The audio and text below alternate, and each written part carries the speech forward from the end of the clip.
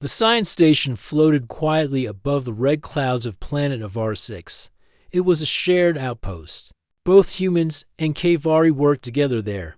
The K'vari were tall, silver-skinned beings with sharp features and golden eyes. Their minds were logical, their society proud and powerful.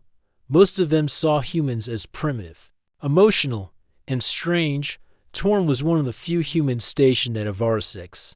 He was not a soldier or a captain. He was just a xenobiologist, someone who studied alien life. Torn was quiet, polite, and always focused on his research.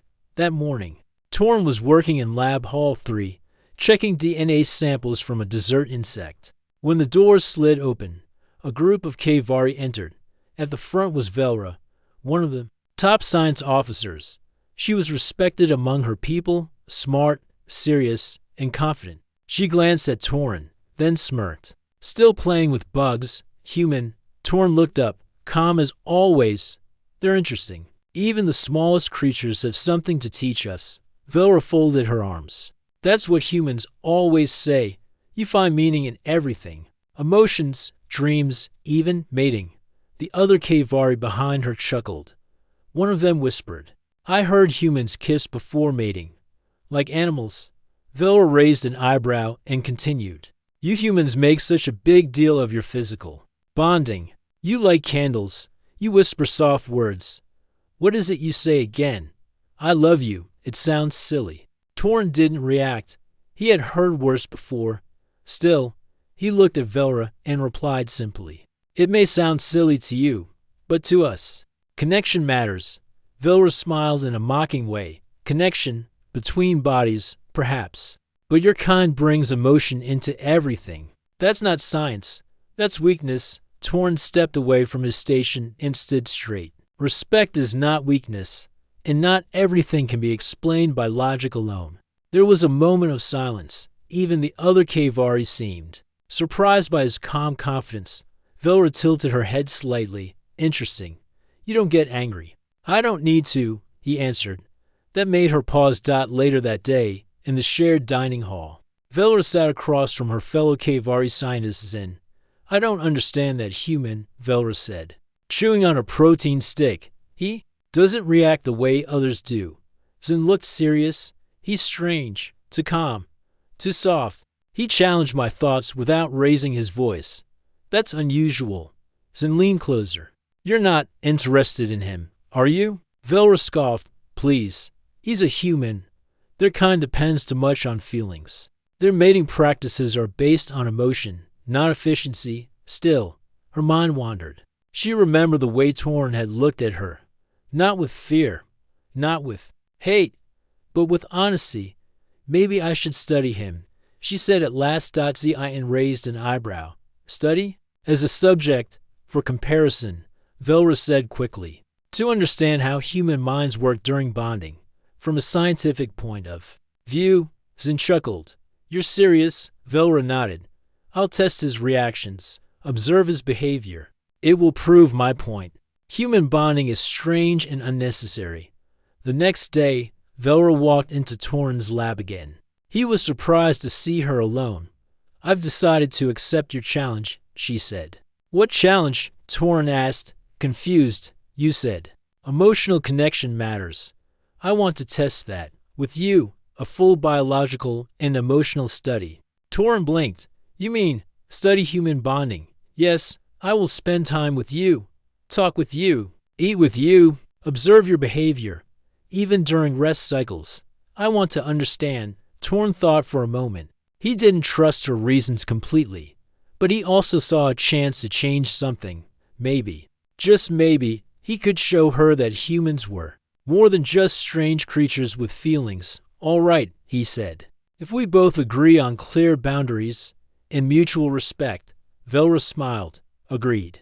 She turned and walked out of the lab, leaving Torn wondering what he had just agreed to. That night, Velra arrived at the shared rest quarters. Torn had set up a spare bed for her, as there was space for only one person in his usual room. But she walked past it and lay down on his bed instead. What are you doing? Torn asked.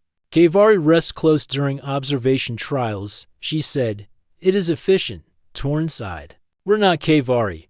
Then teach me, she replied, pulling the blanket over herself. Isn't that what you do? He shook his head and took the spare bed, lying down fully clothed, staring at the ceiling. Velra closed her eyes, curled up comfortably, and whispered into the dark. This is going to be fun. Torn said nothing, but a small smile formed on his lips. The next morning, Torn woke up feeling stiff. The spare bed wasn't made for sleeping. He looked over at his own bed. Velra was still sleeping there. Her silver arms curled around the pillow, her breathing steady and calm. She looked peaceful. Very different from her usual proud and sharp self. Torn quietly stood up, trying not to wake her, and walked to the small sink. As he washed his face, he saw her golden eyes open behind him in the mirror. You get up early, she said, stretching like a cat. It's called a morning routine, he replied, drying his face. Velra sat up. Kavari don't need such routines. We wake when the body is ready. Well, humans like structure, Torn said with a soft smile.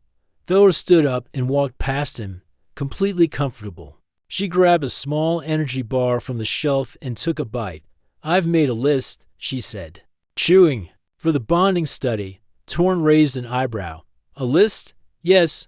We will eat together, work together, walk together, and even speak about feelings.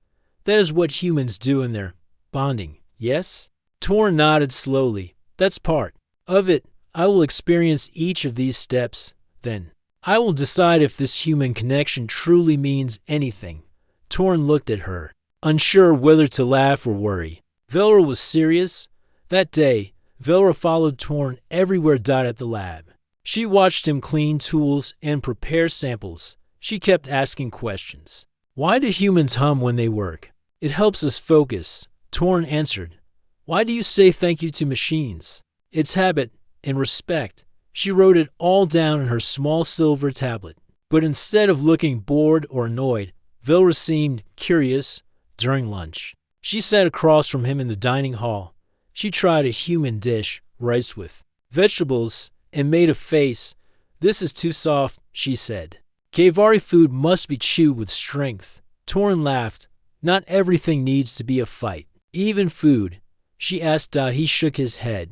Sometimes, comfort is the goal. Velra stared at her plate, then took another bite. She didn't say anything, but she finished the whole meal. Later, they walked through the main corridor. Other crew members stared as they passed. A human and a Kavari walking side by side, talking quietly. It was rare. I've noticed something, Velra said. What is it? Torn asked. You do not treat me like others do. How do others treat you? They act careful, or scared, or cold. You're just normal. I see you as a person, he replied, not just a Kavari. Velra paused. Her steps slowed. That is strange, she said softly. Most Kavari don't even say that to each other. Torn looked at her. Maybe that's the difference. She didn't respond, but something in her expression changed. Not mockery, not pride, but something quieter. That evening, Velra sat at the corner of the rest quarters, brushing her silver hair. Humans talk before sleep, yes? She asked. Sometimes, Torn replied from his bed. About the day, or memories, or dreams. Then tell me a dream, she said. Torn thought for a moment. I once dreamed I was flying. No ship, no suit, just me, in the sky. It felt peaceful. Velra tilted her head. Kavari don't dream like that. We dream of battles, of victory. Do you ever dream of peace? She was quiet. I don't know, she said after a while. Then she asked, why do humans share dreams? Because it brings people closer, Torn said. It shows a part of them no one else sees. Velra was silent again. Then she lay back in the bed. You are full of strange thoughts, she said. Torn smiled. And you're full of questions. She closed her eyes, but before sleep took her, she whispered, this study may be more difficult than I expected. The days passed, and the strange study continued. Velra laughed once, a small laugh when Torn accidentally spilled tea on himself. She helped him clean it, still smiling. She stopped calling human bonding nonsense during one talk about family. She started sitting closer. She even brought him a Kvari snack one evening and waited to see if he liked it. Torn noticed all of it. He didn't say anything, but he saw the change. Then one evening, while working late in the lab, Velra said something unexpected. "I've added a new phase to the list." Torn looked up. "Another test?" "Yes," she said calmly. "The next part of human bonding." "What part?" She stepped closer. "Touch, physical contact, hand-holding, embrace. Human partners do this, yes?" Torn nodded slowly. "Yes, but usually when there's trust, and when both are ready." Velra raised her hand. "Then take it." Torn looked at her golden eyes, then gently took her hand. It was cool and smooth. They stood there, silent, for a long moment. Velra didn't speak. She didn't pull away. And for the first time, she didn't look like she was mocking anything. Velra didn't let go of Torn's hand right away. She stood still, watching him closely, as if waiting for something to happen. Her expression was calm, but her golden eyes searched his face. "This contact," she said softly, "it feels warm." Torn nodded. "That's what it's meant to be." Velra finally released his hand and turned away. Strange, so simple, yet not unpleasant. Torn smiled slightly but said nothing. The next day, Velra arrived at the lab earlier than usual. She stood beside Torn as he worked, passing him tools without being asked, watching every movement. "You are focused today," Torn said.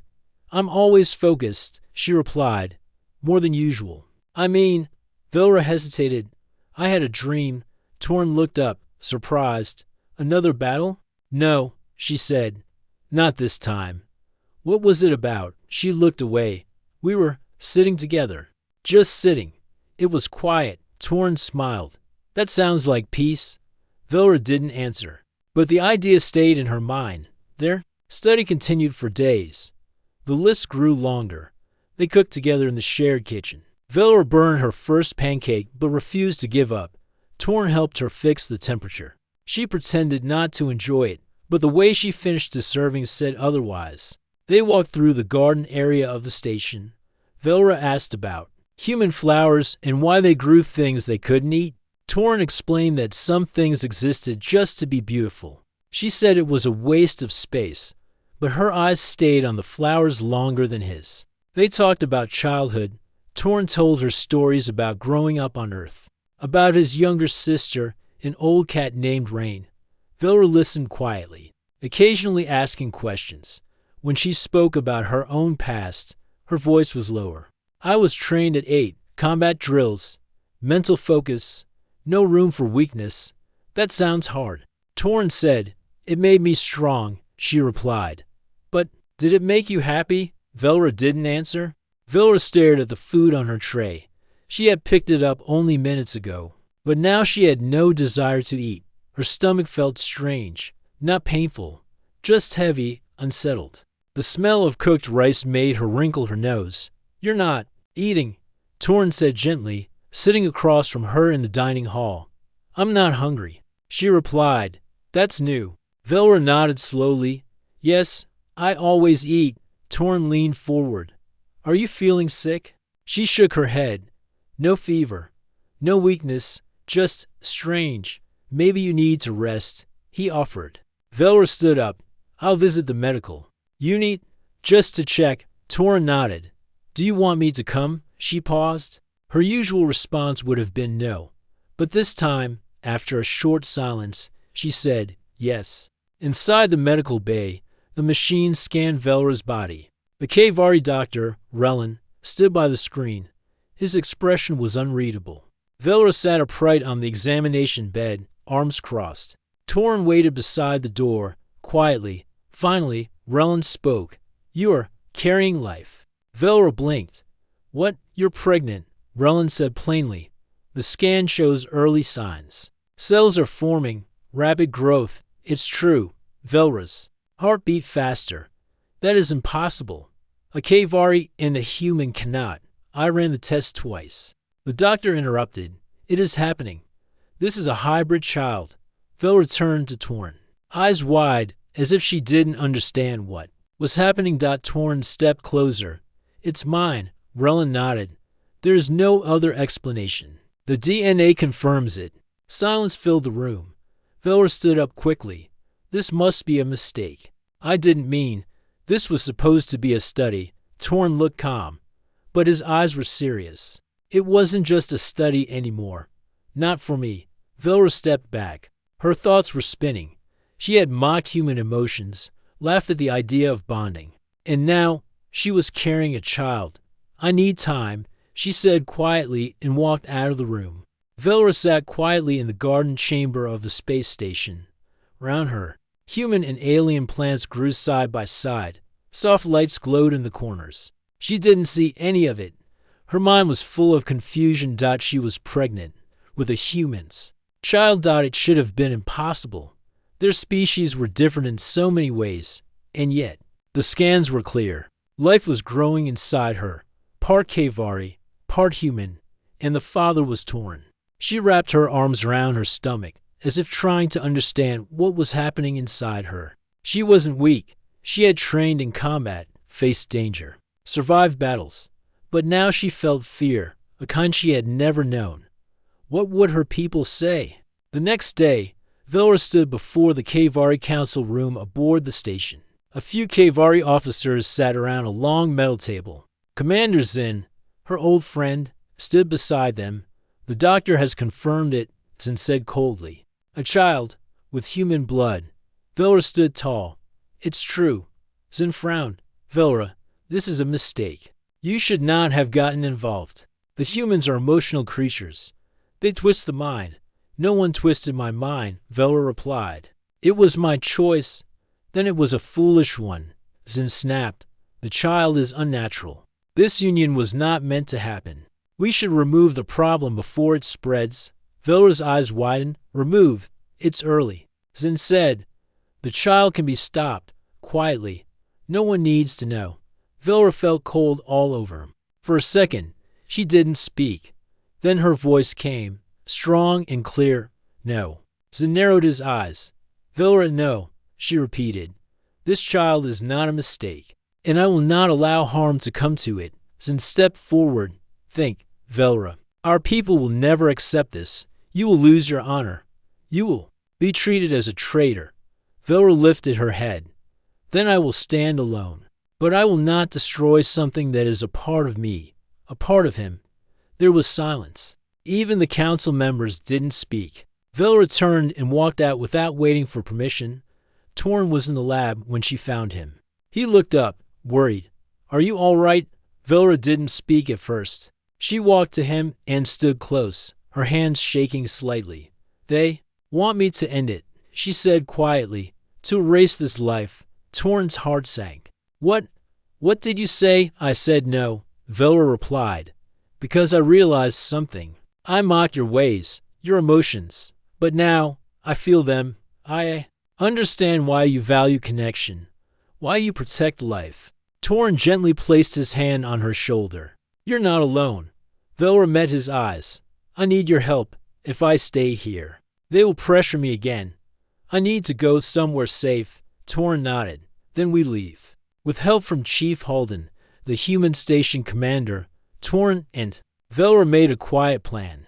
A human cargo ship was heading to a peaceful colony on the edge of known space, a place where rules were lighter and mixed families were not judged. Halden didn't ask many questions. He just nodded and said, take care of each other. That night, under the cover of quiet lights and slow engines, Velra and Torn boarded the transport ship and left the station behind. Life on the colony world of Raylantu was simple. There were forests, rivers, and small human alien villages. Velra and Torn stayed in a small wooden house near the hills. It was peaceful, very different from the cold metal walls of the station. Torn helped Velra settle in. He planted flowers outside. She watched them grow, slowly, day by day. Velra often sat near the window. Velra stood at the window, watching the sun rise slowly over the hills of Raylantu. Soft light touched the trees, and the quiet wind moved the grass gently. Her hand rested on her growing belly. The child inside was now strong. The doctors on the colony had confirmed its health. Every day, she could feel tiny movements. She still remembered the fear she once felt, but it no longer ruled her. Now, a new feeling had taken its place, one she couldn't name, but it made her feel calm and full. Behind her, Torn stirred. He stepped out of their small bedroom and smiled sleepily. "You're awake early. I like the quiet," Velra replied. Torn walked over and stood beside her. "It's been 2 months now," he said. "You've changed." Velra looked at him. "I was trained to ignore emotions, to control everything. But now, I don't want to control this. I want to feel it. I want to protect it." Torn reached out and gently touched her hand. "You're doing that already." The colony life was peaceful, but not without challenges. Velra had never lived in a small wooden home. She had never cooked her own food or washed clothes by hand. She struggled at first, dropping pans, burning bread, spilling water. But Torn never laughed at her. He helped, step by step, and never complained in return. Velra took care of him in her own way. She repaired the roof after a windstorm. She built a fence around the house to keep wild animals out. She even carved a wooden statue of a bird and gave it to him. "It looks strange," Torn said, smiling. "It's a Velari skybird," Velra replied. "It washes over its nest. Then I'll keep it near our window." One evening, a message arrived on Torn's communicator. It was short, just a few words from Chief Halden.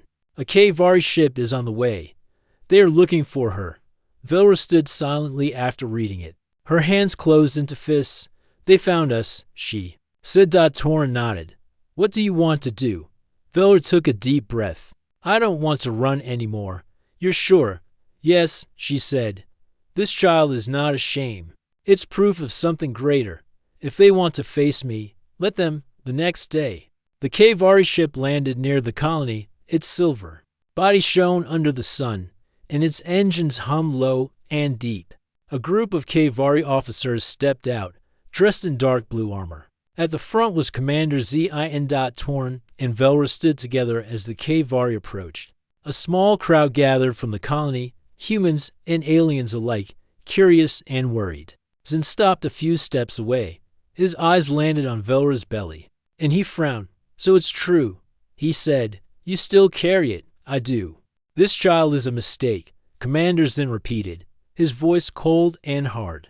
Velra stood tall in front of him, her hand gently resting on her round belly. The child inside her moved again, as if sensing the tension, but her face showed no fear. "No." Velra replied, her voice steady. "This child is a beginning, not an end. It proves something both our species forgot, that we are not so different." Zin stepped forward. "You disobeyed our traditions. You brought shame to our people." "I brought truth," Velra said. "The truth that connection matters. That strength is not only in the body, but in the heart." Behind her, Torn stood quietly, watching everything. He didn't speak, but he was ready to defend her if needed. The crowd of colonists remained silent too, watching closely. Humans and aliens stood side by side, listening. Zin looked at Torn. "And you? What do you expect?" "That we'll accept this child. That we will open our arms." Torn finally spoke. "I don't expect anything. I only hope, for Velra, for our child, and maybe for a better future." There was a long pause. Then, unexpectedly, someone else stepped forward. It was a Kvari scientist, older than the others. Her eyes wise and calm. "I studied the reports," she said. "The child is strong, healthy. It is both Kvari and human traits. Maybe this is evolution, not failure." Zin turned to her. "You support this. I support what is real," she said. "And this child is real?" Others began murmuring. Some Kvari nodded. A few still looked uncertain. But the silence was broken now. The wall between the two sides had a crack in it. Velra stepped forward. "I did not ask for your praise. I only ask that you let us live in peace." Zin looked at her for a long time, then at the child she carried. Finally, he stepped back. "Very well," he said. "You may stay, but do not expect the whole council to welcome you." "I don't need the council," Velra replied. "I have a family now. Weeks passed. The Kvari ship returned to space, leaving Velra and Torn in peace. Life on the colony returned to normal. Flowers bloomed outside their home. Children played in the fields. And one quiet morning, their child was born, a baby girl. Her skin was a soft silver, like Velra's, but her eyes were blue, just like Torn's. She cried loudly, and when Velra held her for the first time, tears filled her own eyes. "She is perfect," Torn whispered, holding both of them gently. Velra looked at her daughter's face. "She will walk into worlds, and maybe one day she will help bring them together." They named her Lyri, a name that meant hope in both Kvari and human language. The years went by. Lyri grew fast. She was strong like her mother, kind like her father, and full of questions. She climbed trees, chased birds, and asked about stars. She wanted to learn everything about both Kvari and human life. Other families in the colony watched her with wonder. She was the first of her kind, but she was never treated as a mistake. She was a symbol. One day, as Lyri sat on her father's lap, she asked, "Mama used to live in space." Torn smiled. "Yes, she was a great soldier." Velra chuckled. "Now I'm just a great mother." "And you used to fight?" Lyri asked. "I fought many battles," Velra said. "But my hardest one was learning how to love." Lyri tilted her head. "Was Papa your enemy?" Velra smiled and shook her head. "No, he was my lesson." On a quiet night, under the stars, Velra sat beside Torn outside their home. The wind was soft. The stars above sparkled like silver dust. "I once thought humans were weak," she said. "And I once thought Kvari had no feelings," Torn replied. Velra looked at him. "We were both wrong." He smiled. "And that led us here." Velra placed her head on his shoulder. "Do you think others will follow?" "They already are," he said. "More Kvari are asking questions. Some even moved to human colonies." Velra looked up at the sky. "Then maybe our child won't be the only one. She'll be the first of many," Torn said. They sat there in silence, hand in hand, while Lyri slept inside, dreaming of stars and new worlds.